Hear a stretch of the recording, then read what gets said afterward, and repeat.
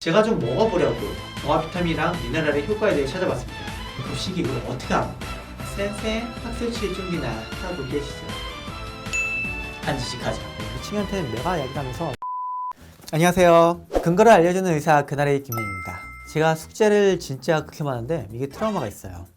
제가 중딩 때 선생님이 군사 부문을 조사해오라고 시켰어요. 군사에 관련된 거가 싶어서 그렇구나 했죠. 그래서 전투기가 몇 대 있는지 이런 것도 열심히 조사해왔는데 생각보다 잘 안 나오더라고요. 일주일 동안 숙제하느라 노가다 좀 했죠. 선생님이 수업 시간에 조사해온 걸 발표시켰어요. 준비를 단단히 했으니까 자신감이 흘러 넘쳤죠. 센세 박수 칠 준비나 하고 계시죠. 그런데 애들이 관계사가 어떻고 동사에 ing가 붙고 이런 걸 발표하는 거예요. 지금 애들 뭐 하는 거야? 이상해서 가만히 들어보니까 군사 부문이 아니라 군사 구문이라고 이게 영어 문법인 거예요. 레알 학원을 1도 안 다녀본 급식이 이걸 어떻게 알아? 숙제한 거 버릴 수가 없어서 영어 시간에 우리나라 전투기가 몇 대다 이런 거 발표했는데 미친년한테는 메가 이야기를 하면서 센세가 박수가 아니라 빠따르시더라고요. 닭똥 같은 눈물이 나오는데 다른 애들은 다 쉬는 시간에 남의 것 뺏겨서 칭찬받고 그때 인생의 가르침을 크게 받았어요. 일은 존버하다가 마지막에 똥줄 타기 해라. 그것은 맛똥이에요. 맛똥은 제 인생 모토 중 하나예요. 그때부터 매일 맛똥하게 살고 있어요. 그런데 말입니다. 이렇게 살면 체력 회복이 안 돼요. 제가 되도 않는 공부한다고 맛똥하게 살다가 평생 쓸 에너지 벌써 다 써가지고 흰머리 날고 할배 소리 듣고 있어요. 이거 염색한 거예요. 도저히 안 되겠다 싶어 피로회복에 도움이 되는 게 없나 찾아봤는데요. 온라인을 보니까 종합 비타민이나 미네랄이 피로회복에 도움이 된다고 하더라고요. 그런데 파리들의 말을 믿을 수가 있어야지. 그래서 제가 좀 먹어보려고 종합 비타민이랑 미네랄의 효과에 대해서 좀 찾아봤습니다. 제가 고생한 게 아까워서 지식을 좀 나눠드리는 거니까 필요에 쩔어 종합 비타민제를 드시는 분은 계속 본 거예요. 자, Let's get it. 결과만 보고 싶으신 분은 이 부분으로 넘겨봐 주시고요. 근거를 들어보고자 하시는 분은 계속해서 봐주세요. 비타민, 미네랄, 흔히 이렇게 많이 말을 하는데 비타민하고 미네랄이 뭔지 좀 볼게요. 우리가 밥을 먹으면 탄수화물, 지방, 단백질이라고 몸에서 에너지로 쓰기 위한 연료 같은 애들이 있어요. 그런데 자동차도 기름만 넣는다고 굴러가는 게 아니잖아요. 엔진 오일과 같이 조금 넣어줘야 하는 애들이 있어요. 게다가 사람한테는 비타민하고 미네랄이에요. 우리가 이런 걸 왜 먹어야 하는지 알게 됐냐면은 한 15세기 이때부터 대항해 시대라고 유럽 사람들이 배 타고 멀리 나갔어요. 콜럼버스, 마젤란 이런 아재들이 옛날이니까 뭣도 모르고 그냥 식량 좀 들고 배 타고 멀리 나간 거예요. 식량만 있으면 똥은 바다에다 싸면 되니까 다 나가면 되는 건 줄 알았던 거죠.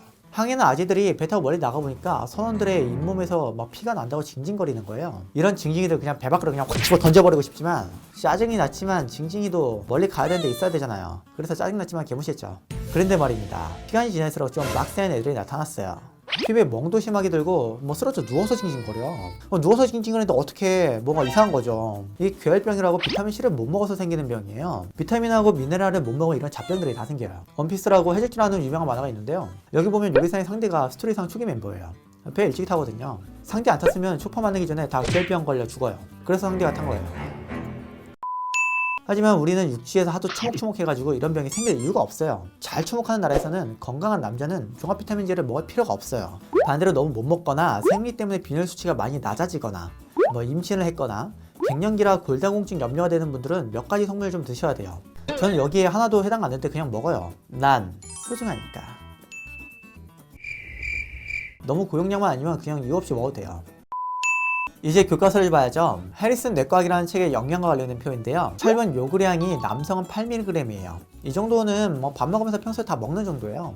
근데 젊은 여성은 18mg을 먹으라고 하고 임신 시에는 27mg을 먹으라고 해요. 젊은 여성은 생리로 인한 피해 손실을 고려한 거고 임신 시에는 2분기부터 혈정량 증가, 태아와 태반에 들어가는 철분 용량을 계산한 거예요. 이 양은 밥을 먹어도 부족한 경우가 많이 있어요. 이런 것 때문에 애초에 피검사에서 철분의 정상 범위가 여자는 기본값이 낮게 설정되어 있어요. 또 임신 시에는 임신 전부터 임신 1분기까지 엽산을 먹어야 돼요. 뱃속에 있는 아기의 신경관 개존증이라는 병을 예방해주는 효과가 있어요. 이게 논문이 엄청 많아요. 이건 필수예요. 다른 거 다 안 먹어도 임산부는 임신 초기에 엽산하고 임신 중기부터 철분을 꼭 먹어야 돼요. 50세 넘어가면서 폐경이 생기면 호르몬의 변화가 많이 생겨서 여성들이 골다공증이 잘 걸려요. 그래서 칼슘이 필요한 거고 또 70세가 넘어가면은 야외 활동마저 줄어들어요. 그러면 비타민 D가 모자라질 수 있는데요. 비타민 D가 칼슘의 흡수와도 관련이 있어서 얘도 필요해요. 칼슘이 우유에 많이 들어있어서 우유를 두세 잔씩 먹고 햇볕을 잘 쬐면 되고요.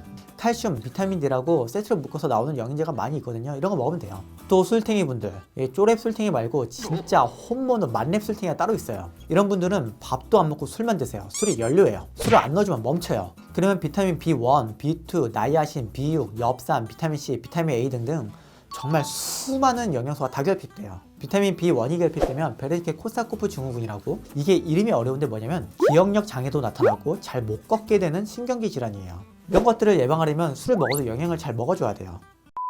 그러면 이런 사람들 말고 일반적으로 건강한 사람들에게 어떤 좋은 효과가 있는지 한번 볼게요. 아까 피로 회복에 효과가 없다고 했는데 근거를 좀 볼게요. 소규모 연구이긴 한데 관련된 실험이 그나마 잘 되어 있어요. 논문에서는 만성 피로 증후군을 가진 사람을 대상으로 종합 비타민제와 미네랄을 10주간 복용을 시킨 뒤에 피로 회복에 얼마나 도움이 되고 있는지 살펴봤어요. 실험에 영향을 줄 수 있는 여러 요인들은 최대한 비슷하게 맞췄고요.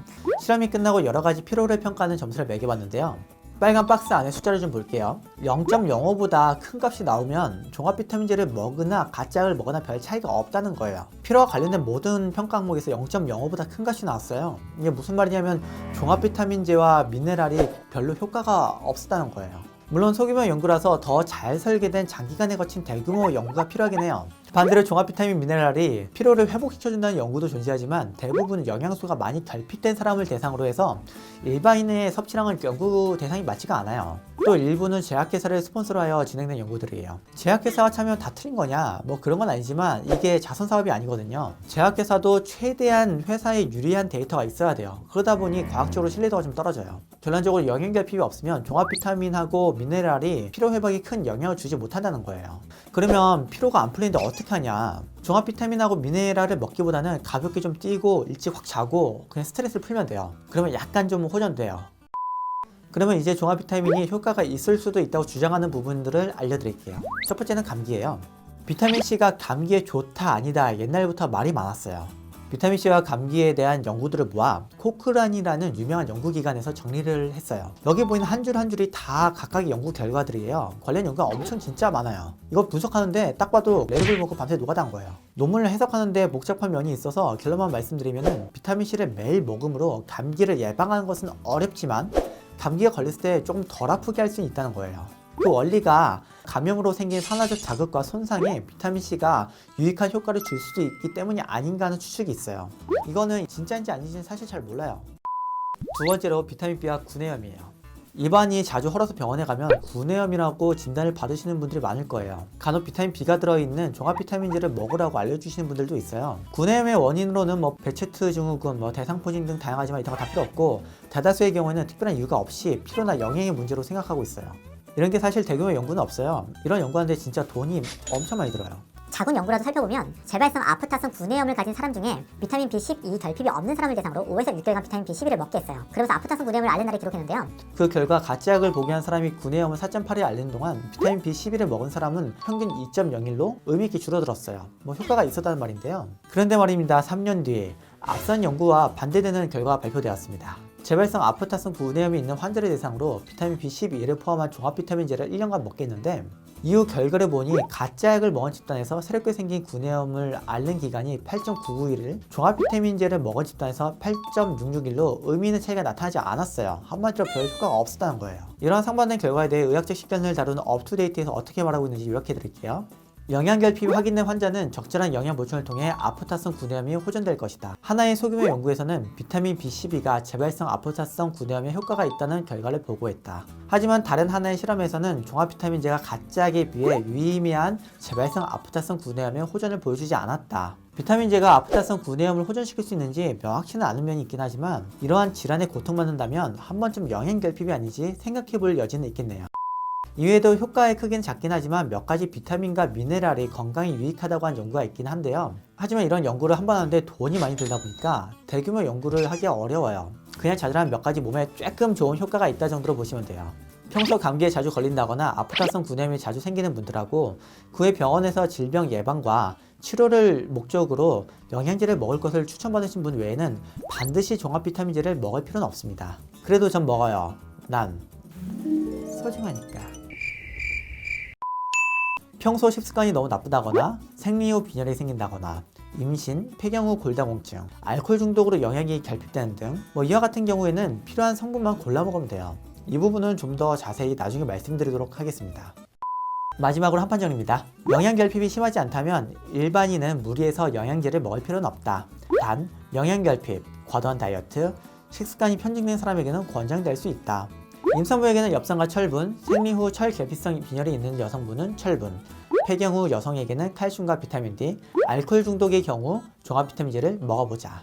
일반적인 사람에게 종합 비타민 미네랄은 피로 회복에 도움이 되지 않는다. 비타민 C는 감기를 예방하지 못한다. 단, 감기 증상을 줄여줄 수 있다. 비타민 B가 들은 종합 비타민 미네랄은 아프타성 구내염을 예방해 줄 수 있지만 이에 대해서는 아직 확실한 결론이 나지 않았다. 단, 영양결핍이 있으면 구내염이 생길 수 있으니 아프타성 구내염이 있으면 먹어보자.